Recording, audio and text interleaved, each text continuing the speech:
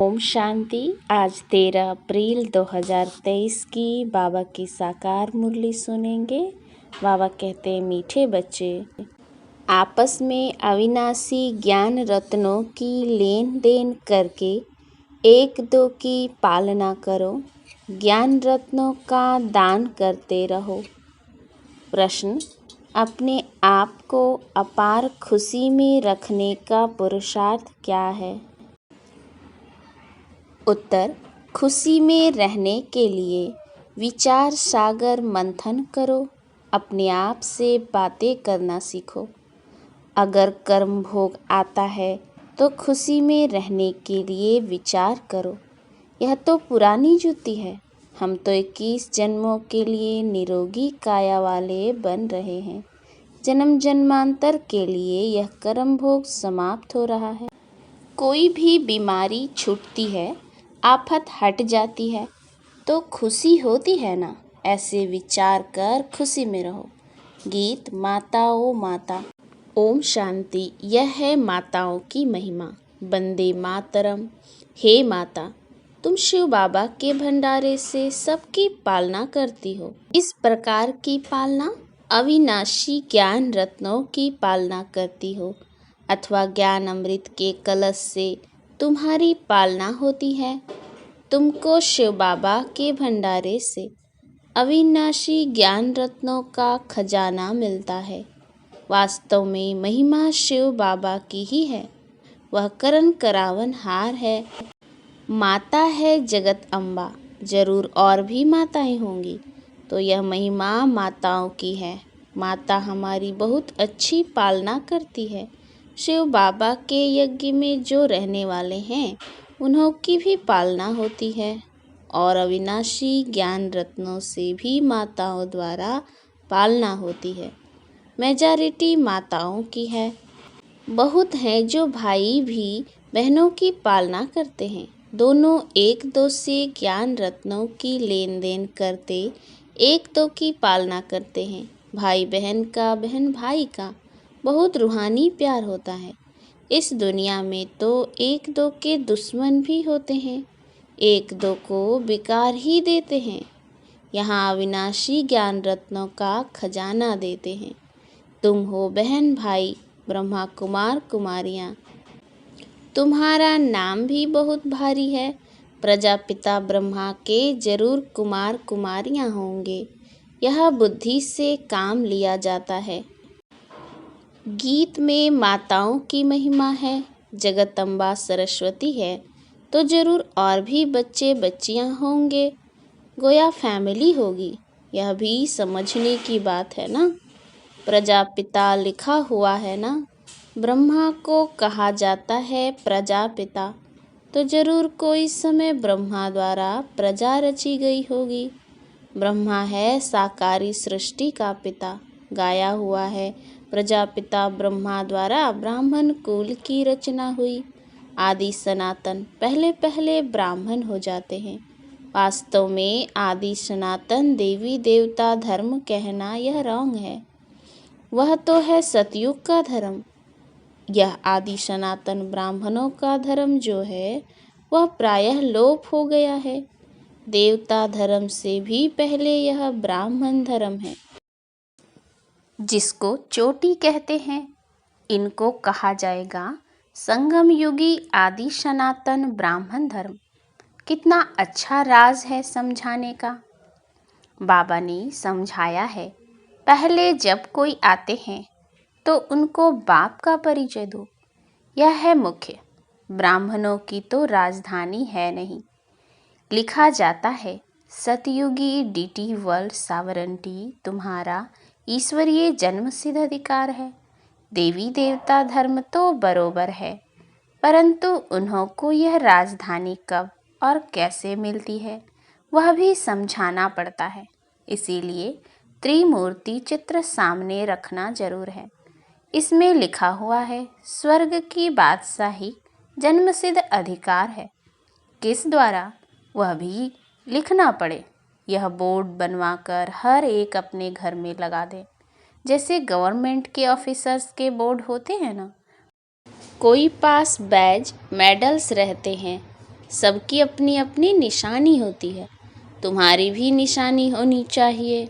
बाबा direction देते हैं, अमल में लाना तो बच्चों का काम है ना। तो कुछ विहंग मार्ग की सर्विस हो, यह बहुत मुख्य चीज़ है। डॉक्टर, बैरिस्टर आदि सब के घर में बोर्ड लगे हुए होते हैं ना। तुम्हारा भी बोर्ड लगा हुआ हो कि आकर समझो, शिव बाबा द्वारा, ब्रह्मा द्वारा स्वर्ग की बादशाही कैसे देते हैं। तो मनुष्य देखकर वंडर खाएंगे, अंदर आएंगे समझने के लिए। फ्लैट के बाहर भी लगा सकते हो। जिसका जो धंधा है वह बोर्ड लगाना चाहिए। बच्चे कुछ करते नहीं तो सर्विस भी होती नहीं। एक तो माया का वार होता है, निश्चय नहीं कि हम बाबा पास जाते हैं। 84 जन्मों का पाठ पूरा हुआ, फिर नई दुनिया स्वर्ग में आकर वर्षा लेंगे, यह याद नहीं रहता है। बाबा कहते हैं भल कर्म करो, फिर जितना समय मिले उसमें बाबा को याद करो। हम ढिंढोरा पीटते हैं, यह सब का अंतिम जन्म है। पुनर्जन्म मृत्यु लोक में फिर नहीं लेंगे। तुम भी जानते हो मृत्यु लोक अभी खत्म होना है, पहले निर्वाण धाम स्वीट होम जाना है। ऐसे ऐसे अपने साथ बातें करते रहना चाहिए। इसको विचार सागर मंथन कहा जाता है। बाप कहते हैं तुम कर्मयोगी हो, क्या तुमको कछुए जैसा भी अकल नहीं है? वह भी शरीर निर्वाह अर्थ घास आदि खाकर कर्मेंद्रियों को समेट शांत में बैठ जाते हैं। तुम बच्चों को तो बाप की याद में रहना है, स्वदर्शन चक्र फिराना है, अपने को मास्टर बीज रूप समझना है। बीज में झाड़ का सारा ज्ञान है। इनकी उत्पत्ति कैसे होती है, पालना कैसे होती, ड्रामा का 84 का चक्र कैसे फिरता है। 84 के चक्र के लिए यह गोला बनाया जाता है। जो मनुष्यों को 84 जन्मों का ज्ञान आ जाए, बाप ने समझाया है तुम सिर्फ 84 जन्म लेते हो। जो आदि सनातन देवी देवता धर्म वाले हैं, अर्थात जो ब्राह्मण से देवता बनते हैं, उनके ही 84 जन्म होते हैं। तुम 84 जन्मों को जानते हो। ब्रह्मा की रात और ब्रह्मा का दिन कहते हैं, इसमें 84 जन्म आ जाते हैं। तो त्रिमूर्ति का बोर्ड बनाए लिखना चाहिए। यह ईश्वरीय जन्म सिद्ध अधिकार है, लेना हो तो आकर लो, अब नहीं तो कब नहीं। इस होनहार महाभारत लड़ाई के पहले पुरुषार्थ करना है। यह बोर्ड बनाना बहुत सहज है, चाहे त्रिमूर्ति लगाओ व शिव का लगाओ। नाम परमपिता परमात्मा शिव तो लगा हुआ है, वह है गीता का भगवान। गीता में है ही राजयोग की बातें। तब हम लिखते हैं देवी स्वराज्य ईश्वरीय जन्मसिद्ध अधिकार है। यह है शिव बाबा और प्रजापिता ब्रह्मा, इन द्वारा वर्षा मिलता है। स्वर्ग में राजा रानी बनते हैं। राम शिव क्या देते हैं, रावण क्या देते हैं, यह तुम जानते हो। आधा कल्प है राम राज्य, आधा कल्प है राम राज्य, आधा कल्प है रावण राज्य। ऐसे नहीं, परमात्मा ही दुख देते हैं। दुख देने वाला तो रावण 5 विकार हैं, जो ही विशेष बनाते हैं। सतयुग है शिवालय।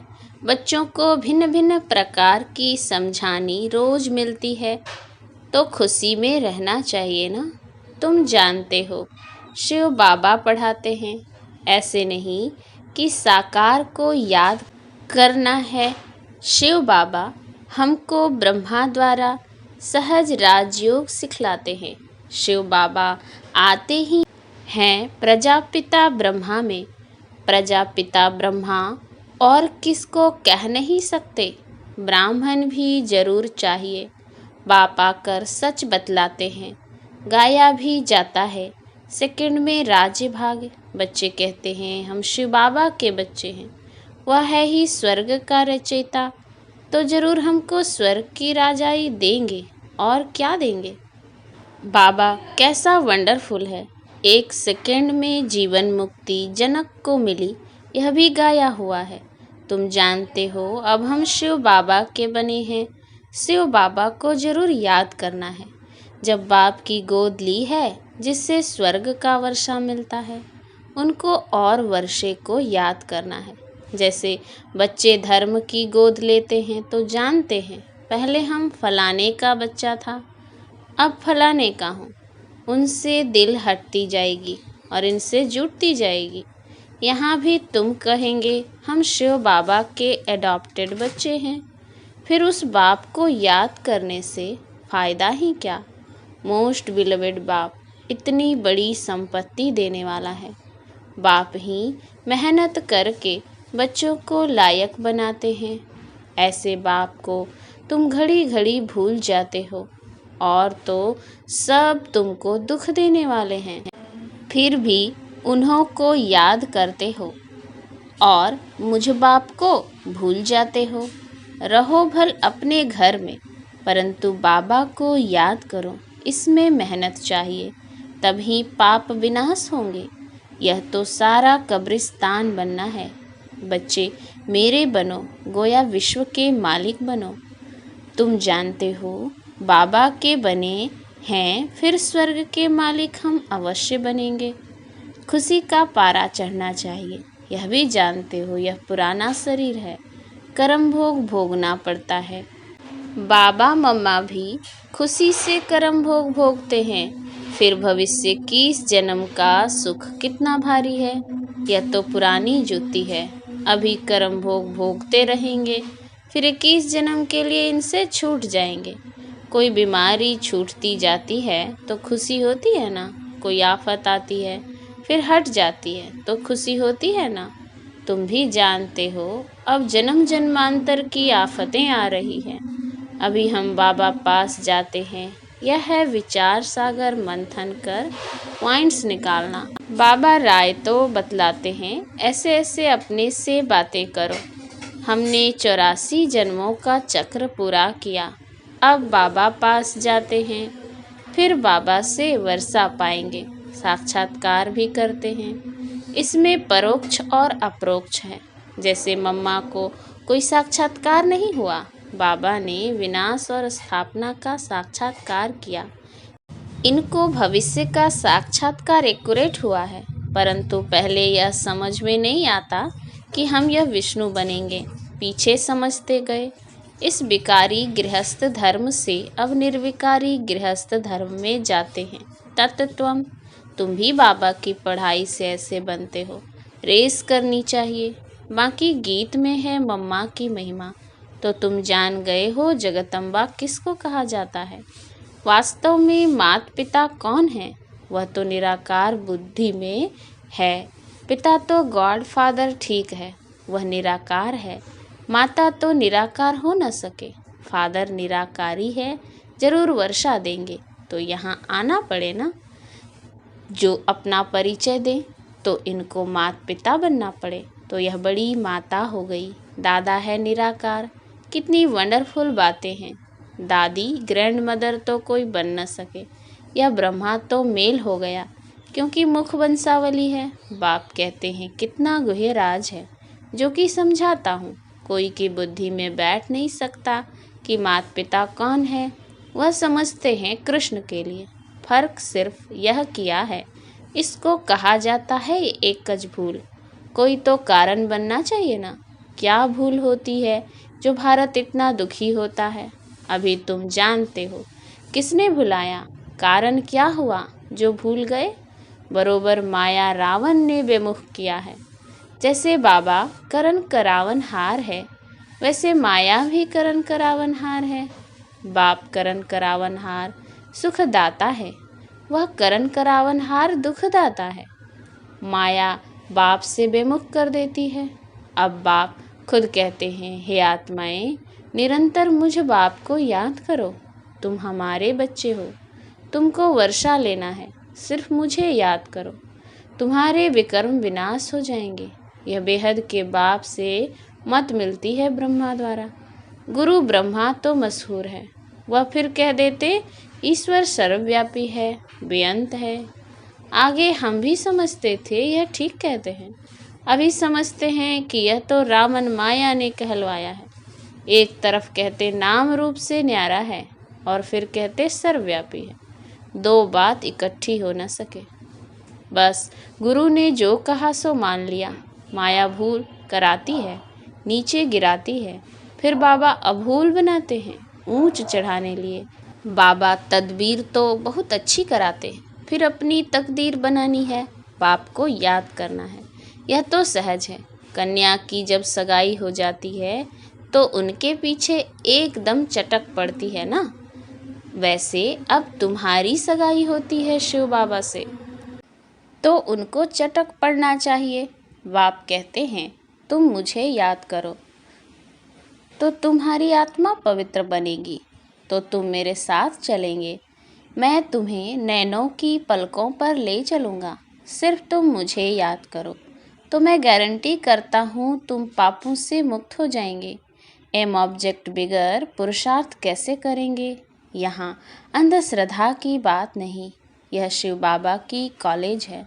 वह है स्वर्ग का रचयिता, अमर लोक के लिए पढ़ा रहे हैं। अब तो मृत्यु लोक है। मृत्यु लोक खत्म हो जाएगा, फिर सतयुग जरूर आएगा। यह चक्र फिरता ही आता है। अच्छा, मीठे मीठे सिकिलधे बच्चों प्रति माता पिता बाप दादा का याद प्यार और गुड मॉर्निंग। रूहानी बाप की रूहानी बच्चों को नमस्ते। हम रूहानी बच्चों की रूहानी बाप दादा को याद प्यार गुड मॉर्निंग और नमस्ते नमस्ते नमस्ते। धारणा के लिए मुख्य सार। पहला, कछुए मिसल सब कर्मेंद्रियों को समेट बाप और वर्षे को याद करना है। कर्मयोगी बनना है, अपने आप से बातें करनी है। दूसरा, आपस में ज्ञान रत्नों की लेन देन कर एक दो की पालना करनी है। सबसे रूहानी प्यार रखना है। वरदान, दिल के सच्चे संबंध द्वारा यथार्थ साधना करने वाले निरंतर योगी भव। साधना अर्थात शक्तिशाली याद, बाप के साथ दिल का सच्चा संबंध। जैसे योग में शरीर से एकाग्र होकर बैठते हो, ऐसे दिल मन बुद्धि सब एक बाप की तरफ बाप के साथ साथ बैठ जाए। यही है यथार्थ साधना। अगर ऐसी साधना नहीं तो फिर आराधना चलती है, कभी याद करते कभी फरियाद करते। वास्तव में याद में फरियाद की आवश्यकता नहीं। जिसका दिल से बाप के साथ संबंध है वह निरंतर योगी बन जाता है। स्लोगन, करावनहार बाप है। इस स्मृति से बेफिक्र बादशाह बन उड़ती कला का अनुभव करते चलो। अच्छा, ओम शांति।